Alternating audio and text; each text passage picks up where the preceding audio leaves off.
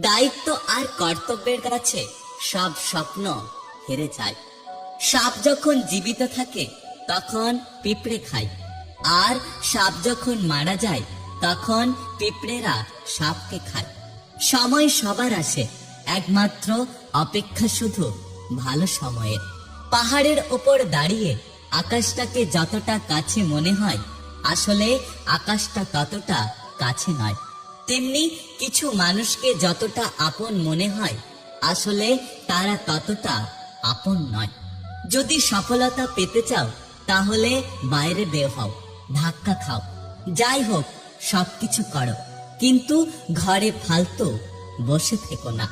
নিজের জীবনে নিজের জন্য বাঁচো, নিজেকে ভালোবাসতে শেখো। কারণ চোখের সামনে যতই যা দেখছো সবকিছুই স্বার্থের প্রয়োজনে। মানসিক